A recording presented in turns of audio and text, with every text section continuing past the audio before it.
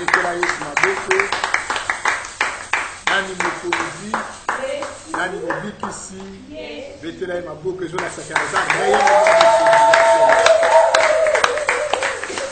Et ya solo nzamba bateli biso poso mobimba pas disposer sur ngomba oyo tokutana na présence na ye. Tozokoba toujours na malakisi na biso tobandaki je crois lundi. Tozolobela ba principe pona komona gloire ya Nzambe. Et na kati na yango tolobelaki ya solo principe pa liboso laki présence en Nzambe.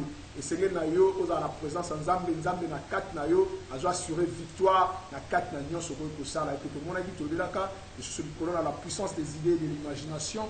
Tout le monde lobelaki pe lisusu likolo na la puissance de l'information. Tout le monde a information et la puissance information est vraiment comme déjà en côté Nzambe a utilisé kabatu. Pour bailler la autant sur l'information, on a fait de la malamu, na batu nyonso ko to pesa ki TP moko to ba kende ko soigner ba relation bisika nyonso yo bebisa yango.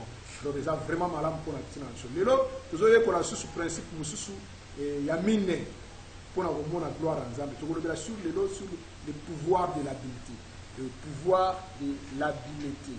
Habileté c'est le savoir-faire. Le pouvoir du savoir-faire et l'expertise et la capacité et ya kosala malamu likambo moko boye te bazobenga habileté tokomona pouvoir nini et savoir faire ko kopesa pa ya mutu to koyeba kosala makambo malamu e ko komema nini na bomo ya mutu tolobi amen kobosana te texte base na biso tolobelaka to kwando lobela ngo chaque jour to banda ko répéter est-ce que ça na mutu akangi yango depuis lundi oui 2 à 3 ça na mutu akangi yango déjà faut kanga yango sala ngo ba déclaration. Voici que les ténèbres couvrent la terre et l'obscurité couvre le peuple. Mais sur l'Éternel s'élève lui-même comme un soleil et on verra sa gloire paraître sur.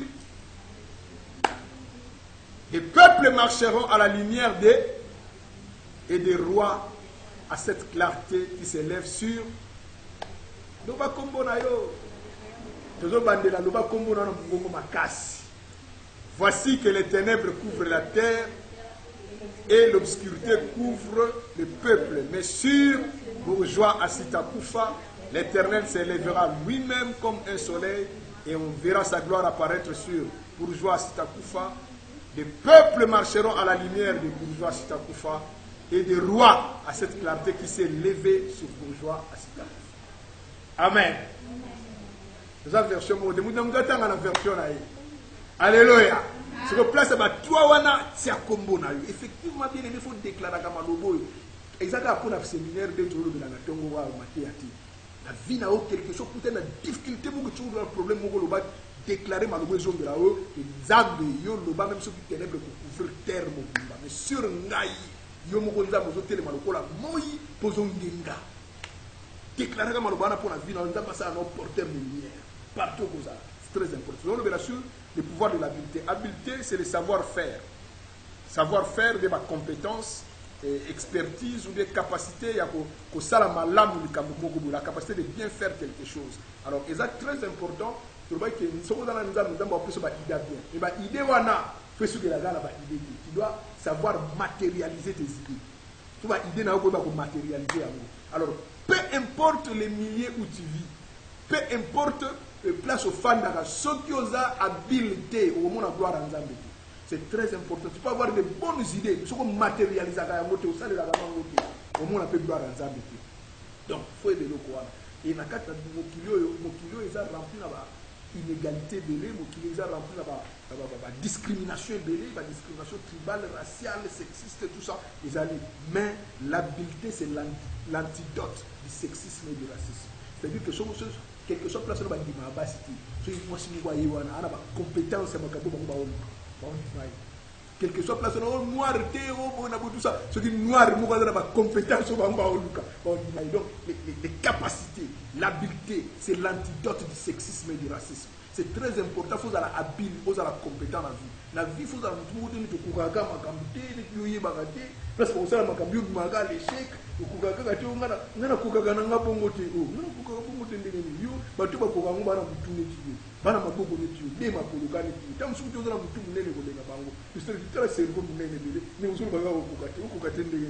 Non, il faut que tu aies la makambu, surtout ça yo linga yo koyekola, koyeba. Et ça malam. Il faut yebelo comme que Nzambe a interdisé les mois cité ko asala musala au kapona libali, ko tete sala nyo surtout les loba tu vas comprendre. Basi ba même avion, basi ba même bateau, basi ba juge, basi ba avocat, basi ba médecin, basi ba pilote, basi ba partout. Donc les dans tout que antidote il y a sexisme, même il y a racisme. Ezakaka habileté. Ce que nous avons habile, au yébi makambu na yo. Et c'est très important.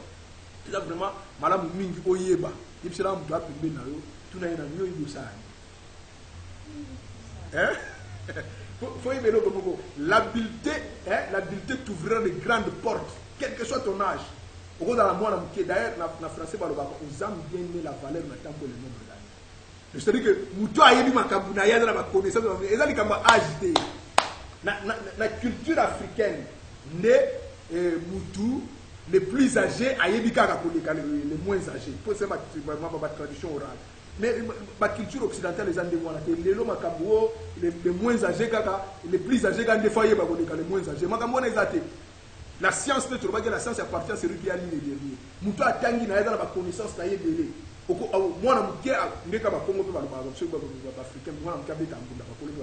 Effectivement, les habileté, les compétences, le savoir-faire, et ça, les acheter.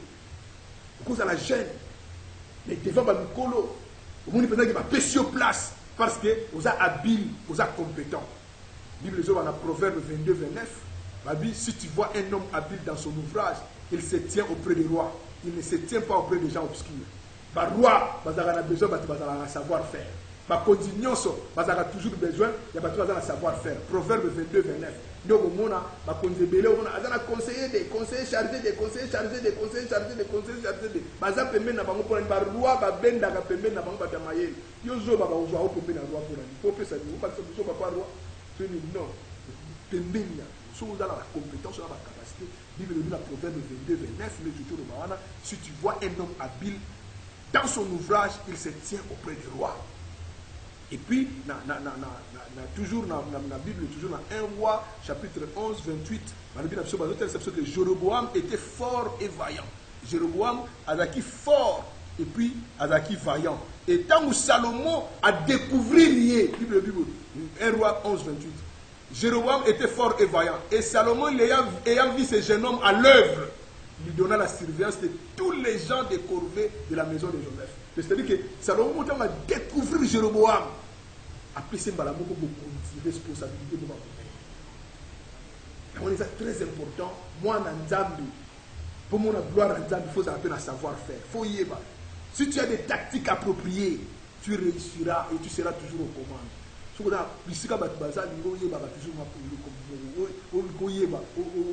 Peu importe l'endroit où tu vis, peu importe peu importe l'âge, ton sexe, si tu as le savoir-faire, tu seras aux commandes.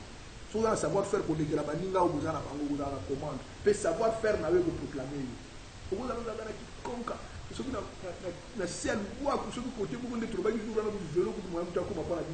Mais si tu as le savoir-faire, la Bible, Salomon a un temple. Avec il a besoin vraiment d'experts pour ça, le bien pour l'Anzam. La Bible dit que dans 1 roi chapitre 7, verset 13 à 14, la Bible, le roi Salomon fit venir de Tyr, Hiram. Na mboka na Israël, mais à Bengisi, moutou na pays moussou Tyr, à Bengisi Hiram. Pourquoi Bengisi? Et puis Hiram Ango, Azaki, fils d'une veuve. C'est-à-dire que, pratiquement, Azaki orphelin des pères. Bengisi, fils d'une veuve de la tribu de Nephtali et d'un père tyrien qui travaillait sur les reins. Il travaillait sur les reins. Hiram était rempli de sagesse, d'intelligence et de savoir-faire pour toutes sortes d'ouvrages des reins. Il arriva auprès du roi Salomon et il exécuta tous ses ouvrages.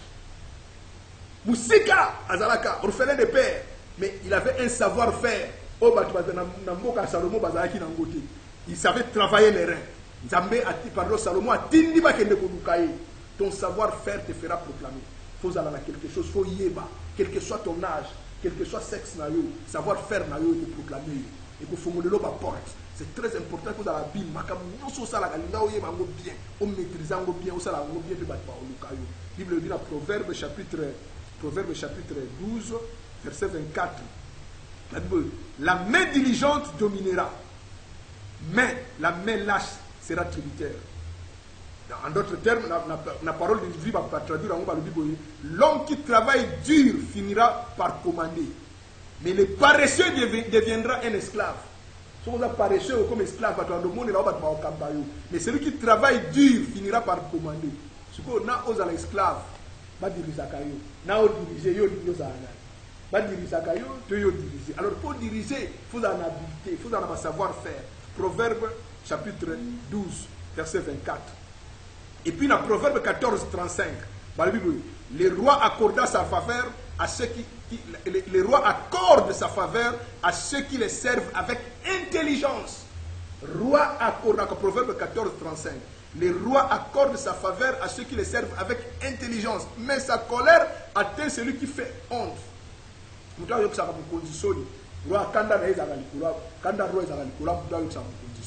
Mais par contre, nous accorde sa faveur et pas avec intelligence. C'est très important. Nous avons besoin de bana o bazape maye. Et Nzambe le voilà yemo pesa ka maye, il faut senga ka yesu ko zangi yango. Ce n'est pas Nzambe. Na ba témoignage moi mingi ya buzoba ba koma maye. Moi na biso asuka glodi. Oyo na tchasko préféré na moko de école na Sokoto. Glodi asala 6e primaire 3 fois. Azwa kakati. Voilà pelo la ofanda pas petit na linga charmi. Azwa kakati. Tout wana suko azuite na bidono non. Moi non finalement donc c'est là kaka fanda kaka pour apusa moi mketo luketo ko tsata na garage atana télé beaucoup. Donc avec ba biloko beaucoup vraiment bazina ndi ba ba makambu na yebu suko tuni ba ko na qui a découvert la boucherie du fleuve Congo. La 6e première autant na qui a boucherie fleuve Congo qui a boucherie. Donc avec ba biloko beaucoup tu ne plus rien à dire ko alors ba biloko beaucoup ça to zérer. Biloko beaucoup ça ko comment mais oyo exactement. Alors, la bino c'est mis à fan d'aga boye. Si so comme il y a na moi âge pour poussani, tu peux tirer dans la garage pour. Il a pas peut-être na bima na comme la porte na qui na et tu dois souffler la version dans Jacques qui dit que quelqu'un qui manque d'intelligence aille balancer on pas nzamba. Je nga bien je boye za mu ma vie. C'est fan na o chama. Tu sais ma ko na sangue na bi o zo ma sur place. Et ma rentre na mo futi fan. Banda wana. So ka zoom ke aza bi deuxième. Soit le premier, soit le premier, deuxième, qui n'a pas comme la 6e, a raté l'examen d'État. A raté l'examen d'État pour changer d'école. Ici, à Zui. Tu as fait l'institut supérieur, a continué à graduer. Ça, la licence, on a fait mananga, on a fait mananga, moi, quand on a la licence, on a gradué, à l'ingénieur, on a fait mananga, à l'ingénieur, on a fait mananga, mais seulement, et ça qui est, à ça, on a la bougeau, on a bougeau, et ça, on a normal du tout. Tiens, ma beaucoup de sambelé, et d'abord, Fongoli, Mayel, qui a embouché les fleurs du Congo. Donc, il y a un billet au moment de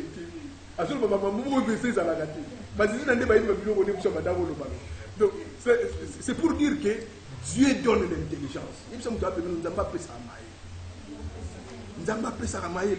Si vous êtes habile pour régner partout, si tu es habile, si tu as l'intelligence, tu régneras partout où tu voudras.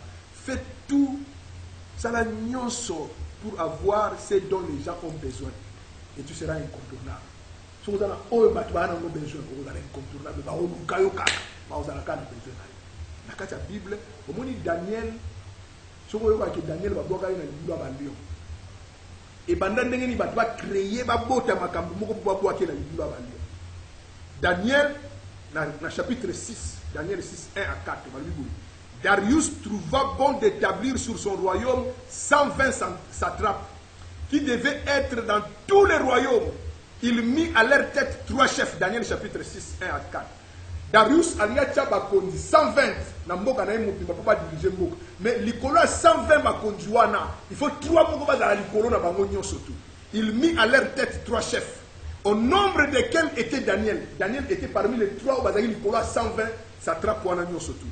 Et afin que ces satrapes leur rendissent compte et que le roi ne souffrit d'aucun dommage. Daniel surpassait les chefs et les satrapes. Daniel, donc, sur 120, sur 3 mots de colo. Mais il dit que Daniel a surpassé 120 wana na chef wana surtout na mayele parce qu'il avait en lui l'esprit supérieur avec l'esprit il y a du colo et le roi pensait à l'établir sur tous les royaumes. Mon conseil a déjà raisonner à Daniel a été un royaume parce que avec na mayele azole que là 120 a ole que là 3 nyos surtout avec colo et roi comme il raisonner a été colo ba nyos ne sikoyo ba tona ba comme raisonner ba non muto aleki mayele. Alors les chefs et les satrapes cherchèrent une occasion d'accuser Daniel en ce qui concerne les affaires du royaume. Mais ils ne purent trouver aucune occasion, ni aucune chose à reprendre. Parce qu'il était fidèle. Daniel était tellement fidèle que il était fidèle et qu'on n'apercevait chez lui ni faute, ni rien de mauvais. Parce que découvrir ma bien mon côté pas Daniel. Bah on a dit que bah c'est les camoufler. Des places ouana, bah il faut botter les camomoko boye, bah il faut y roi. N'est-ce pas ça un mois on doit s'embêter. On dit pourquoi qu'on s'embêter. Ni dans la ndako za la wapi non surtout pas s'embêter. La Bible dit que Daniel a zoni na ndako na ye a continué comme d'habitude la banda prier 3 fois par jour. A zo continuer ko prier 3 fois par jour. Et bah que Daniel a aussi qu'on s'embêter na ndako na ye. Allez bah il y a l'improviste va coutir. Bah vu Daniel va qui par le roi. Yo pesa ki ordre de mouvement ensemble. Daniel a continué de s'embêter. Il est comme Kanga Daniel. Pourquoi le bateau va quand tu vas au channel du bout Balion, c'est comme ça qu'on a fait arrêter Daniel bateau pour aller dans le bout Balion. Mais le quoi Zaka il nous sort. Dans pas battre la caille. Dans pas battre les Balion ba quoi au lia été. Problème c'est que Daniel et Azaki na mayele oyo ba tchake mo konzi Bible zolo ba solo Bible le dit ce que on a à savoir faire au commander au diriger. C'est très important. Ban na nzambe belé ba kanza ki makambo ko diriger na sena moyo eza makambo ba pagani. Non, eza ko moté. Donc c'est bien, mais la scène la Bible dit que les justes posséderont la terre, les justes régneront sur la terre. Donc sur la terre, et puis c'est très important. Zalana oba tu vas avoir besoin, vous allez incontournable. Ton habileté créera ta renommée. Habileté na savoir faire na webo créer renommée na oba golobela yo. David abanda obeta guitare aboko la même abeta la guitare na. Il abeta la guitare très bien. Donc abati baye ba bayo ba gasam. Bien aimé, vous sala nyonso ba opesa yo sala. Sala kango bien. Attention au komboli, kombola bien. Au lambi, lamba bien. Au pamusindam, pamusanda bien. Aux oteka, teka bien. Au moni ba musumo ma azoteka makala. Ozo leka na oteka makala wana ninga ba classer lango. Oyo ki posa musoma makala pa na ye. Donc azo sala musala na très bien. Même suzu mona bina désordre. Azoteka fufu, utalina ndinga zali mu muni ngake fufu ngana ko lia fufu. Utalina mu oteka fufu mu ndinga zali na fufu mu ndinga zali. Non. Bien aimé, et ça très important et que il y a solo au salaire comme ça no malade. Solo salaire comme ça no malade et quoi annoncer. D'ailleurs, va commercialiser va client mo kwa ki amema client mususu. Client mo kwa ye awoya pe na client mususu. Solo salaire comme ça no bien, ça mu no ekokende. Ba o David abanda obeta ndanda na ye. Aboko la ba même abeta guitare na ye. Les montagnes, ba somme de lewa na ba nzembo David abanda obeta. Azo beta azo ye mara. Siko mu ko mususu Saül le roi avec un problème à dire mu mabeba o déranger. Maintenant, il va proposer tout le monde a bête à guitare bien, pour inspirer et pour permettre que ce que je yemba est sous la Zacharie. Bango moko kaka kuna na palais royal. Babi ah moko bi na idi kwa na moko ya papa moko Isaïe a bête à la guitare bien. Bon il est Babi ulukai. Savoir faire à David et annoncer la cour royale parce qu'il faisait bien ce qu'il faisait. Ce que je sais la malamu musala na yo nzambe akosala de manière qu'abenda yo kebela ba. C'est très important. Moi, salam na yo bien. Na ndenge ke soki lelo ba kotanga ba tibisa na domaine na yo zala. Parmi ba to ba ko konte wana. Baluka ba to na domaine na yo zala kati na bango. Sala comme sala na o voilà. Ba bi que David ba annoncer ba bi que c'est quelqu'un qui sait jouer, c'est un homme fort et vaillant, c'était un guerrier, il parlait bien, il avait une belle figure et l'Éternel était avec lui.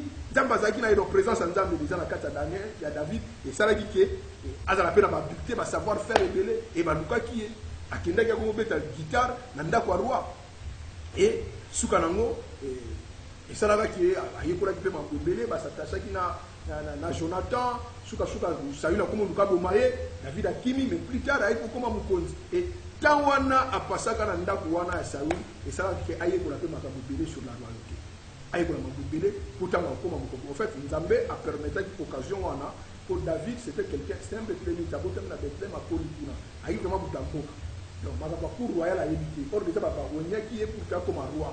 Il fallait quand même aller à moi, pour dire que roi, là, qui l'a gardé, il y a de la gabatou, les toilettes, tout ça, tout ça. Alors, Zamba permettait qu'il aille à travailler dans le palais royal. Et tant qu'il y a qui roi passe, c'est là qu'il a joué comme un roi porteur d'armes. Et c'est là que pendant tout ce temps, avec Jonathan, aïe, qui moi mis. Et beaucoup de commentateurs bibliques pensent que comme Jonathan croyait en David et qu'il savait que David deviendra roi, c'est Jonathan qui avait appris à David, la période où on a déjà le protocole royal, il avait appris ça. Le problème est que l'habileté et Amousaki, il avait un savoir-faire et Mokonzayoka qui s'amonaye. Saraka Makamuno bien, Samono et Mokende.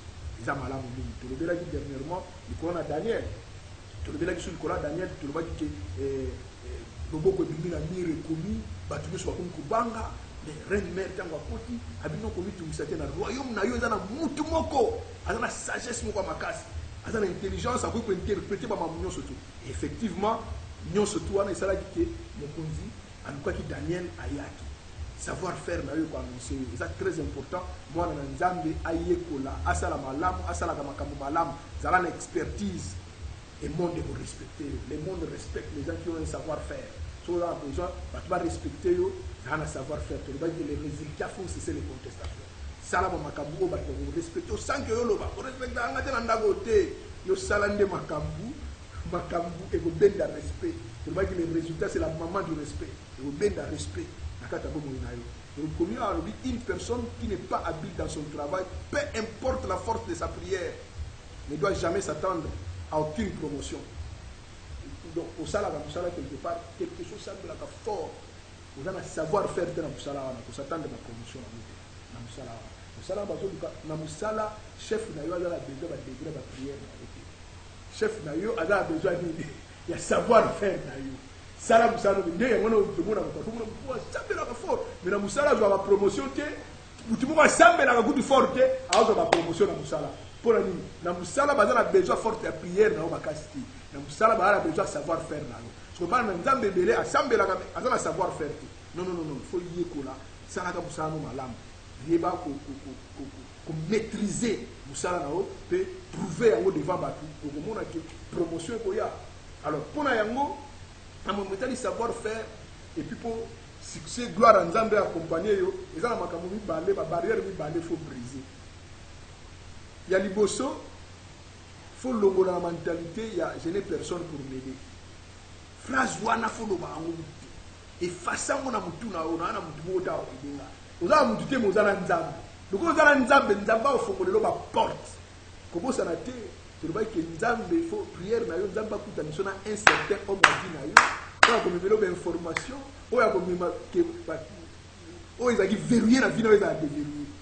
Mutumo to baki lobi avant-hier abela 38 ans. Il se tenu lobi ko na zala mutite pour envoyer kanga na mai. Ah, baki belé baki ndala liboso te à cause de ça. Je n'ai personne. Oza na mutite muyo linina ndika sunga yo. Yo muko za mutunde ngozawa. Oza na nzambe oza pe mutu. Muto yo zo linga wana sunga yo azala maboko komi. De. Ala mutu komi. Moko. Donc, aux amours, tous les amis, aux ananzambe, qu'on a mis qu'on espérait pas battre. T'allez dans nzambe, na yomoko, et qu'il n'est pas. Nous avons la mentalité à t'aller la kabatu. Non, tika t'aller la battu. T'allez dans nzambe, comptez sur yomoko. Et là, battu belé, c'est comportement, on va jouer à la deuxième division. Donc, il faut jouer à la première division. Première division, ça va barrer, jouer là, et c'est là, ballon, après, c'est la deuxième division. Non! Vous avez une seconde classe. Vous avez une salaire. Vous avez un se compter dans la vie. Il faut se compter dans la vie. C'est très important. Si vous avez la batte, vous avez un nzambe, vous avez la moutité. Vous avez un nzambe, vous avez un bouchon, vous avez un nzambe, vous avez un musika. Sur le tel la batte, vous avez la moutité. Et puis, il faut briser. La deuxième barrière, c'est le statu quo. Ne pense pas que les Zawana ou Suke la Kakabumuté. Vina yo, faut mon vina yo go suka ndengo zawanate. Il faut mon que vina yo go suka la place aux zawanate. Faut mon que vina yo go suka ndengo zawanate. Mon aga mamu nene ya bien pour na vina yo. Il faut au visa ka musika pour na vina yo.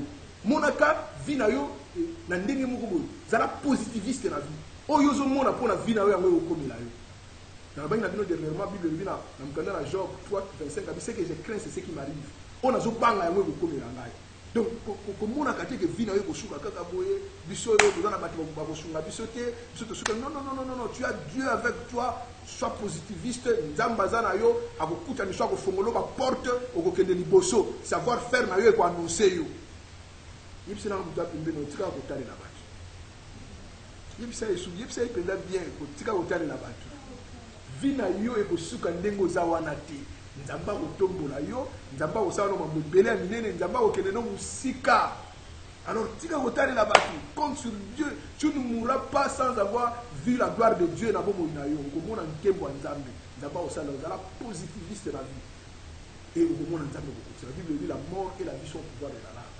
déclaraka Bible dit que dites que mon œuvre prospérera lobanga ke makambo na ngai kokende liboso okomona gloire ya nzambe soki oza na mentalité moko positive mais soki na vie na omonaka kaka ana moto akosunga ngai te kutu nga ndenge naza boye vie na ngai esukela kaka boye okosuka kaka ndenge wana fotalela nzambe mona ke nzambe akokende na yo mosika alors bima na mentalité ya komona ke osuka kaka ndenge wana non ozala orphelin nga mwana na biso asuka wana ntango akokisi 18 ans operiode wana afanda mpa na ngai nadenisi ye nayebi so monde moza boye abanda afanda mpa na ngai te nazali na responsabilité na nga mako ya place nayebi so ke ndenge okomisi 18 ans boye komomona basusu te boye oza orphelin mokolo orphelin plus de 18 ans kolobaka susu na mokolo te osusu aba orphelin te parce qu'à 18 ans tu peux tailler ta vie yo moko kotailler vie na yo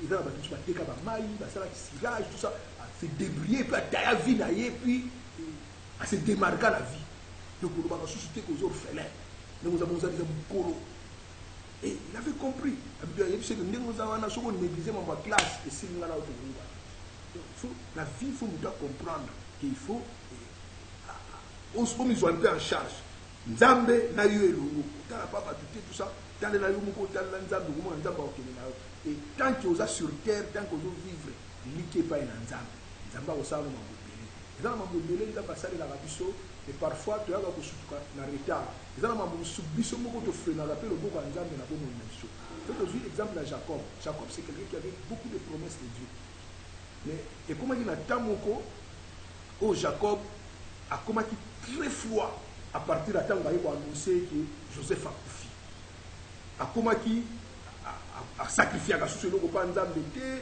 alela bana na ba consola ya yoka te et atikala ndengi wana mais pona ye abana kolela asala matanga à peu près 22 ans ya mutu boko azala ka vivant puisque pona ye aiba que Joseph a coufi Joseph azali na bomo en Égypte mais asala matanga akoma mawa alina suko ko offrir pas nzambe te ezalo ka mutu kwa sukola ba ko sambela pona nini nzambe salinga ndi ba bibeli ba makambo wana nzambe salinga ko nzambe décevoir et puis nzambe salela na bete Bible dit toutes choses concourent pour le bien de ceux qui aiment Dieu soko linga nzambe makambo nyonso zo komela yo eza pona molamu na yo et eloko ni esalema Joseph nzoka kota kenda akoma mutu munene koto balilaka yangwana faut faire très attention qu'on dit magana ba preuve nyonso tout ba preuve et dans ba biloko musu diable awero ba preuve azotali sa yo ndenge za boyo ozakuta mutu akufutula université te ozakuta mutu akupesa mbongo te posala makambo wana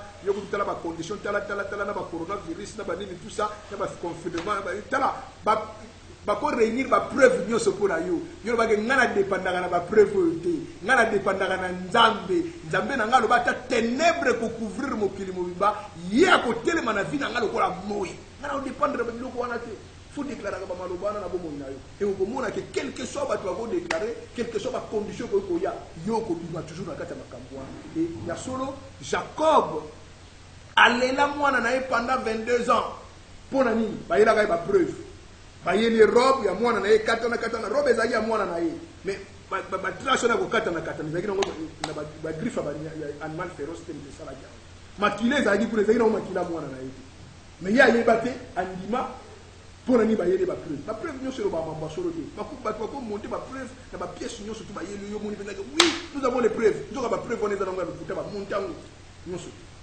Et Jacob a dit plus de 22 ans. C'est parce que Joseph déjà dans Genèse 37 il a dit qu'il avait 17 ans. Tant que Joseph a joué ba vision tant ba tekiye pardon. Tant ba tekiye a 17 ans. Tant que Mukolo a joué pouvoir au pharaon après c'est beaucoup. Il a déjà 30 ans. 13 ans après. Mais après 13 ans, on a 7 ans d'abondance et yaki. Et même on est déjà à 20 ans. Si tant que on connaît pas ya, tant que on ne pas que papa la bango. Avec ce bango bobo, ça papa. Beaucoup de papa boya na école, na minute tout ça déjà 2 ans. Reste encore 5 ans il y a famille. Il y a famille. 5 ans dans le tika, le beaucoup de papa boya na e. Pour moi, beaucoup de boya, beaucoup de boya, ils ont beaucoup de na. Et puis avec ce bango bobo, bobo ngate, bobo regretter te nyo so bobo tika kuna. Parce que nous sommes meilleurs dans la discussion. Allez raconter à mon père toute ma gloire en Égypte. Pour que nous mettions le papa dans la gloire dans l'Égypte. Bakenda va dire papa dit mati.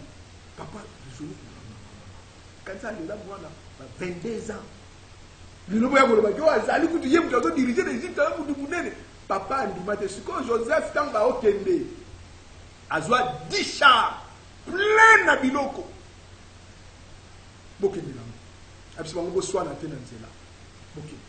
Pour aller voir comment on discuter dans la nzela. Donc, baké, bakomi, papa, on dit mati. Et si papa, on dit mati, il va le bandota. Papa, tant qu'on dit le banda, boitali. Bible dit que lorsque Joseph vit les chars, son cœur, son esprit se réanima. Jacob, pardon, lorsque Jacob vit les chars, son esprit c'est réanimant. Donc, ils allons voir avec une chose, avec un esprit, c'est zongi sous la bombe. Donc, mon yango, et pas une ligne, je crois maintenant que mon fils Joseph est vivant, je vais descendre en Égypte et je le verrai avant de mourir. À Wokende, je vais mon avant la bouffe.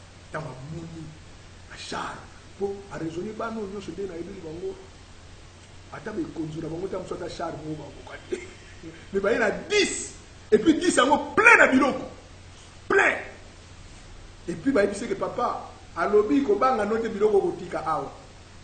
Pokuna, au kuta, il y a bien, il y a bien. Et c'est à ce moment-là, quand on va venir là, on va dire que le chapitre 46, Bible dit que 7, Jacob dit non, il faut offrir pas un zamba. À bâtir l'hôtel, à offrir sacrifice pas un zamba. Mais cette nuit-là, nous avons visité. Il ne craint pas de descendre en Égypte. Et c'est ton fils Joseph qui te fermera les yeux. Joseph est dans le salaire. En d'autres termes, Dieu vient confirmer à Jacob que Joseph est à la vivant. Mais pendant tout ce temps, pendant 22 ans, il a révélé le côté. C'est pourquoi? Parce que Jacob a tikaki makambo offrir pas à Nzambe. Ils n'ont pas te belé de moi. Yomoko osa frère pour la gloire à Nzambe.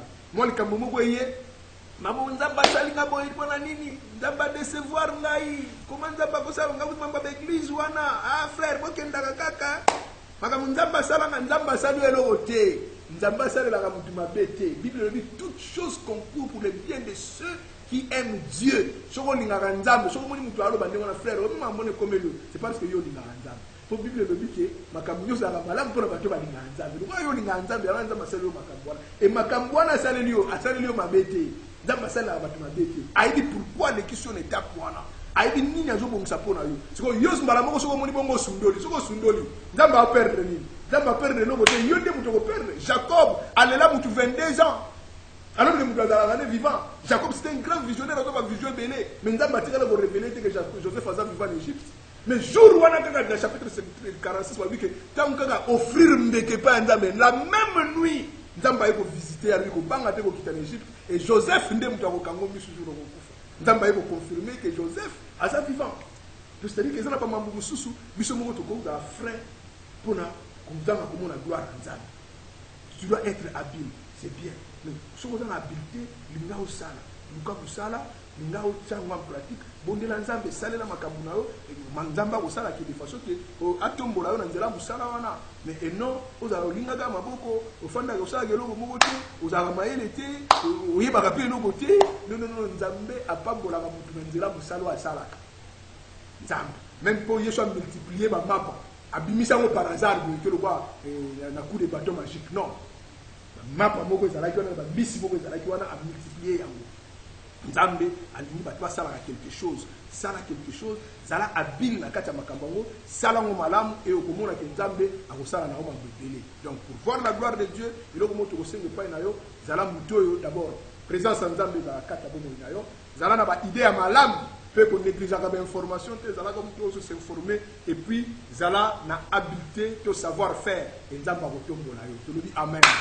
Nani mokonzi nani mobikisi tuna moto aza pembeni oyebi kosala nga l'église mokomiso napekisaka bana basi nabi ser nyonso bana bakangaka suki awa balakisi bisa nabi mpona nini yo oyebi okanga suki bato mosusu bayebi okanga suki te nayebisi bango bato nyonso bakangaka suki okanga suki ya ofele te apres na bakisa nabi koloba te oko paster akomisa bato motema mabe te nzambe apesa motu wana capacité. Il y a beaucoup de filles à Kindumba, elles sont très légères dans le quartier, mais elles sont très bien, elles sont bien. Beaucoup de gens sont toujours quand ils sont toujours et peu comme sur la bombe. On le veut voter 40 autres. On l'a très bien, ma chose bien. Car on fait les gars. Au coup pendant moment aller, au moins mon tour mon boulot, alors moi c'est moi ange mon tout ça. Mais dès qu'ange wana, ce moment m'a déçu moi l'eau, ce pendant moment aller on a quoi? Yo mo mo na gande ba voyer et puis au commun calme, ba ko respecter yo. Savoir faire, pourquoi il y a bien, bien. Pour les gens qui bien, bien. Yo quoi faire bien, oui, comment fandisa ma salon flanc et fanda penda donc à quoi ta kakabu et à fandisa moi maîtriser moi pas de la ngombong au lieu que ndako yiba. Donc savoir faire na yo dans ma pesio kolisa dans la petite cousine na ngamobo ça kabu ko kanga pas sur le film comme ça papa bango peka moi makoki mo mobulu bana pe kotanga tanga ezalaki mpenza te na benga est-ce que au ça l'esthétique tout le monde doit futa avec aller ngamona coacher au kanga déjà basuki bien on a mona gola au se débrouiller avec maquiller ba à côté esthétique ayekoli asilisi elelo dernièrement ça la salon na ye pour ngana zaka les na projet au salon de salon na ko mo semboleza ba biloko salon na susu ko ba komi sur la zone apia kanda na bele écoute oui, après la technique sous le bureau va salon. Mais après, le coup là il me déjà mieux que là comme batoli bien. À l'anda formation a été na suka. Tu avais bon privé. Ici na suka là on y est beaucoup le bas dans la vision de ton coach Sakai. À ça là salon na ile là dans bureau na tout ça. Moi na mkiaza mkoloti. Mais à ça là bureau na uzo mbongo azo là ça va marier ba tout ça. À utiliser nini savoir faire kaka onda ba pesa kiwa. Et l'autre kutane na mbongo mtu ngana sana. Donc c'est-à-dire que c'est pour dire que Nzambe a pesa ba capacité moko il faut que ba utiliser yango. Nzambe a pesa ba capacité na tina. Oza mayele eza pambati. Webo sala likambo moko boye eza pambati. Nzambe akoyeba ko utiliser yo kaka na nzela na yango. Okomona gloire na Nzambe. To lebi amen. Donc kanga misto sambe na Nzambe. Prière na biso lelo ezaki ozo senga pa na Nzambe. Nzambe a visiter yo. Nzambe a pesa makoti. Et te savoir faire na yo ndamba perfectionner ya solo le lenge no kweba ko sala oyo sala ka déjà ndamba perfectionner yango ndamba peso habileté makasi et puis soko yebi déjà ko sala quelque chose to lobi to lo ba que savoir faire na faut y annoncer yo ndamba ba découvrir yo à partir de makambo yebi ko sala soko zana mo na classe oza mayele na classe là normal to yo zana ndambe longo obima ba l'échec ba les 27 la classe T, yo dans Nzambe faut la kapna ne boso, Bible dit que Nzambe ba ozami tout, ba ozami kilate. Banda obongo le pai na Nzambe. Sambe le pai na Nzambe bien ne ko fanda kimia te.